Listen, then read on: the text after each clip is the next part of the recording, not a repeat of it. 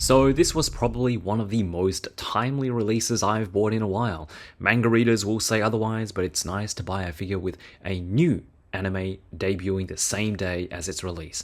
So Kaiju number 8 is now streaming on Netflix worldwide, and judging from its first couple of episodes, it looks like this series is going to be a hell of a good time, which putting this kit together was too. Hell of a good time. This was a kit that I kind of stumbled upon by accident whilst looking for any new news on upcoming Figuarts Dragon Ball kits, and to my surprise, Kaiju number 8 was listed for pre-order. We have the Figuarts version coming out in a week's time, along with a couple of more characters in the line to follow in the upcoming months, but I thought it'd be nice to sit down, relax to some good music, and put together a fun model kit. If you're not familiar with Figuarts model kits, all you need are a pair of hobby side cutters and a trusty hobby knife to clean things up. All pieces are snapped together and are molded in the right colored plastic. So basically, no painting required for the most part, although if you want to make this kit 100% accurate to the actual character in the anime and the manga, there are a few spots that you need to paint up, like the sides of the mouth, which should be white, and the hands and the feet, which should be the same teal color as his abs and his arms. Alright, so let's put this guy together. I used to do full build videos, but I don't think anyone would want to sit down through all of that. So here we are with the head, body, legs, and arms. The kit took about an hour to put together, and once it's all done, it feels pretty solid. Solid enough anyway. This is a question that I get asked all the time when it comes to model kits, comparing it to figures. Obviously you can pose it, which is why this thing is articulated, but it doesn't have the same tolerance levels as a full PVC plastic figure. Will it fall apart when you play with it? Well, not exactly, and I'm assuming we're all adults here and don't do this anymore. Just be sensible with your posing and you should be okay. So the great thing about this kit is that Kaiju number 8's design really takes advantage of all the pros a model kit comes with. I'm not just talking about the engineering, but because Kaiju number 8's design is made up of separate plates and extruding bone parts, it just kind of makes sense as a model kit. The details are all there with all your animal hide-like kaiju skin textures. Every piece is sharply sculpted, and the colors being mainly black, whites, greys, and highlights of teal all come together nicely. There's enough color here to keep the kit interesting, and it looks great without any extra paint apps. We even get some cool optional parts. If you read the manga, you'll know what these are, but basically they're like thrusters. That's a part of his abilities as a kaiju. Okay, now that we've talked about all the stuff that I like about this kit, we're also going to talk about the stuff that I'm not so crazy about. The first thing are these stickers that you have to use. Yes, this kit doesn't require any paintwork, but if you do want those teal highlights on his arms, you do have to use stickers. If you like stickers, then you might appreciate this kit even more, because there's a ton of them. But for people like me, who hate having stickers peeling after a couple of days, well, it's not all bad because you can choose not to use most of them, I guess. I say most because the eyes unfortunately are all stickers. You get a ton of choices, which is a good thing, I guess. And once you have the skull mask on, it kind of makes it hard for the stickers to come off. I'm just hoping when you swap out the faces, the stickers don't come off with it. The stickers that I would try to avoid, which I mentioned earlier, are the ones on his arms and the ones on the ab section. The ones on his arms I put on because we don't get any teal colored parts for the arms, and you just know how well stickers go on round surfaces. It kind of wrinkles and bunches around the corners. The ab section, on the other hand, you can get away with just the colored plastic parts or some paint if you're feeling crafty, but if you want your Kaiju 8 to be 100% accurate, you'll need to paint the hands and legs as well. Again, all black parts only. And as good as the kit looks when it's all built up, there are two sections that kind of look a little bit jointy around the shoulders and the knees. It's not terrible, but the kit does such a great job of integrating all the parts. The shoulder joints and the knee joints can be a little bit jarring. Other than that, I think that's it. Remember, this is a model kit, so it does feel a little bit on the light side, and you'll probably get some parts popping off if you push it too far with posing, so just handle with care. So we get a couple of head options with Kaiju number 8, which come in the form of 2 faceplates that are exactly the same. But because the eyes are stickers, you do get the choice of what configuration you want.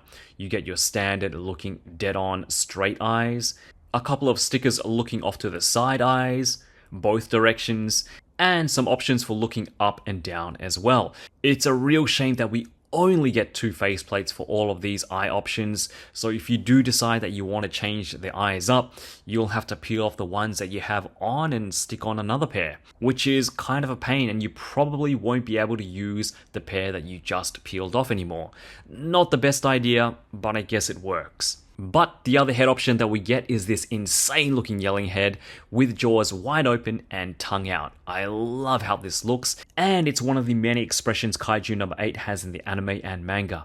Again, if you're caught up with the manga, or even if you've seen the couple of episodes already aired on Netflix, you'll know that Kafka in his Kaiju mode is still very expressive. We even get a silly facial expression with the Figuarts version, something that I wish could have been included with this kit. Alright, so let's take a look at the articulation for this big guy, starting with the head. Kaiju 8 doesn't look up all too much.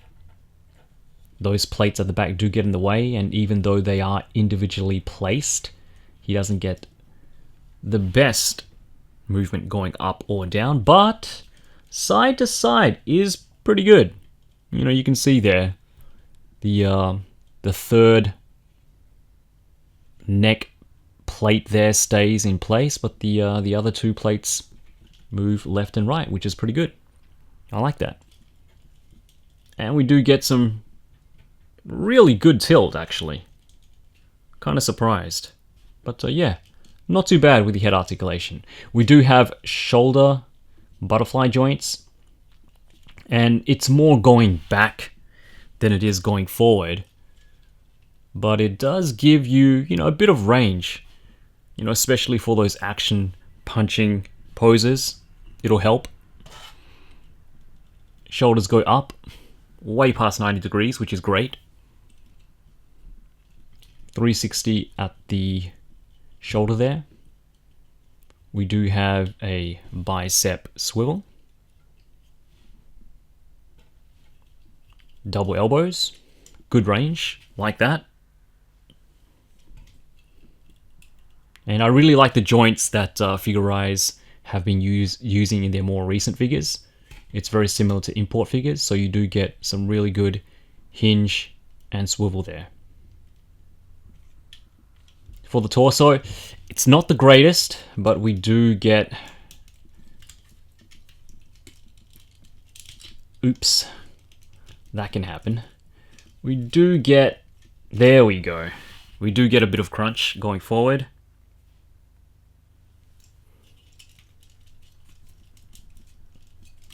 Not too much going back. Pretty good side to side tilt.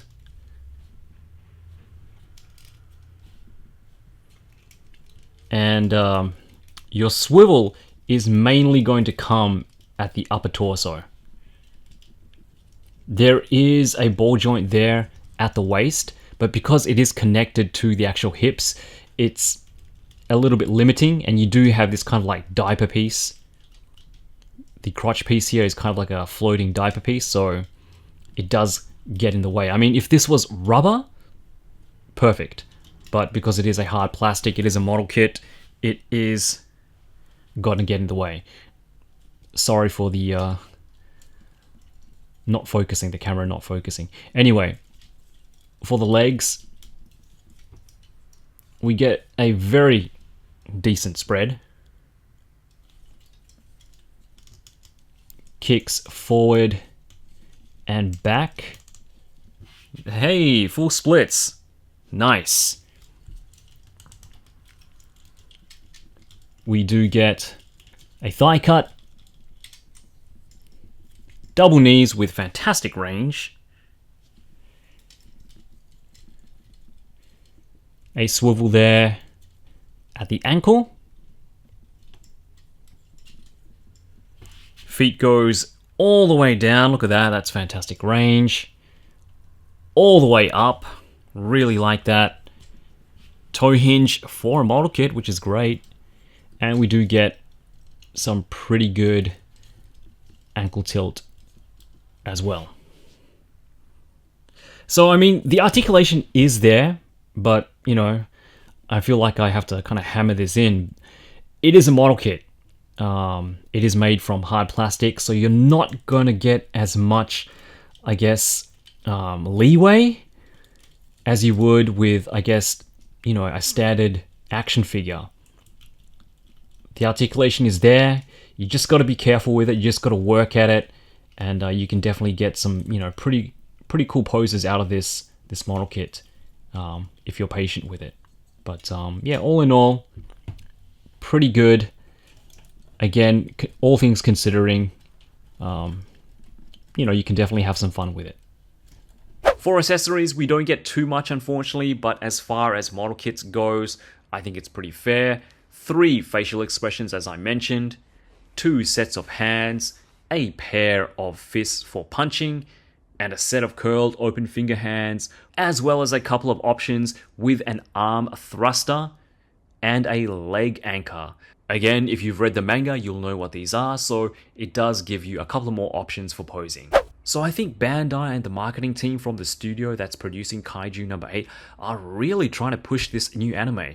Again, I know the manga has been around for a couple of years now, and I may get around to reading it, but like I said at the beginning of the video, it's really nice to have merchandise and figures to go along with a new anime. I mean, we already have a second kit announced for this line from Figuarts, Kikoru Shinomiya, the girl with a giant axe and blonde pigtails. But Figuarts already have 3 figures of their own on the way, starting this month too.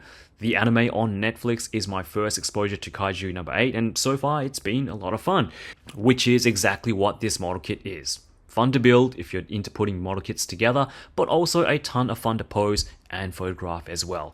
I think like many collectors out there right now, I'm still not fully invested in the anime and manga at the moment, but even if you're not, this is still a pretty cool looking humanoid kaiju design that I'm sure will work well with a variety of displays. If you're into monster arts or Ultraman, I think this will fit right in. I've heard that one of Kaiju number 8's abilities is to grow in size, so you can definitely have him wrestling around in cityscapes with your other giant monsters as well.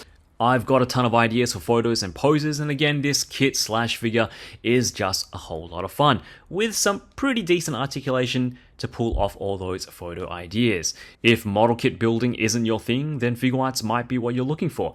But if you enjoy the build and inner mechanics of a figure, and I say this with every model kit I review, you'll have twice as much fun and satisfaction that you put it together yourself. Anyway, I'm going to enjoy the anime and upcoming figures from both Figuarts and Figuarts. Hopefully these strong first couple of episodes is a sign that this series will continue that way, but if not, we still will get some pretty cool figures to play around with. Anyway, let me know guys if you'll be picking up any of the Kaiju number 8 figures or kits from Figuarts or Figuarts. What characters, Kaijus are you excited to see? And make sure you come back to see my review and comparison with the SH Figuarts version. Leave us a like if you enjoyed the video, feel free to subscribe if you haven't already, as that greatly helps out the channel, and I'll see you all in a bit. Have a good one guys, and as always, よろしく